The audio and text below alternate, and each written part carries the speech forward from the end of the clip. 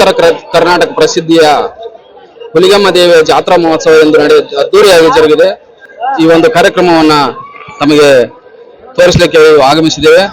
ಇಲ್ಲಿ ಲಕ್ಷಾಂತರ ಜನ ಇವತ್ತು ಭಕ್ತರು ಆಗಮಿಸಿ ಹುಲಿಗೆಮ್ಮ ದೇವಿಯ ಕೃಪೆಗೆ ಪಾತ್ರರಾಗಿದ್ದಾರೆ. ಈ ಕುರಿತು ಭಕ್ತರ ಒಂದು ಅಭಿಪ್ರಾಯವನ್ನ ಕೇಳೋಣ. ಸರ್, ತಮ್ಮ ಹೆಸರು? ಭೀಮಪ್ಪ. ಎಲ್ಲಿಂದ ಬಂದಿರಿ? ಮಸ್ಕಿ ತಾಲೂಕು.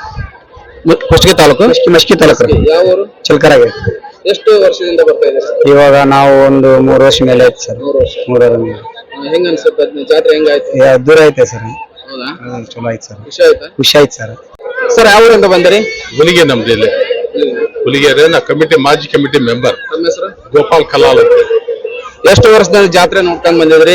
ಇದು 30 ವರ್ಷದ ಜಾತ್ರೆ ನೋಡ್ಕೊಂತ ಬಂದಿದ್ವಿ. ಮೊದಲು ಜಾತ್ರೆ ಇದ್ದಿಲ್ಲ.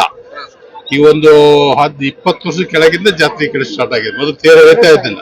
ಲಕ್ಷಾಂತರ ಜನ ಹುಲಿಗೆಮ್ಮ ದೇವಿ ಭಕ್ತರು ಆಗಮಿಸ್ತಾ ಇದಾರೆ. ಇದಕ್ಕಿಂತ ಹುಣ್ಣಿಮೆಗೆ ಹೆಂಗ್ ಬರ್ತದೆ, 2-3 ಹುಣ್ಣಿಮೆ ಜನ ಬರ್ತಾರೆ. ಇದಕ್ಕೆ ಒಳ್ಳೆ ಆಕಿ ಒಂದು ಪವರ್ ಇದೆ. ಆಕಿ ನಡ್ಕಂದ್ರೆ ಪಡ್ಕಂತಾರೆ.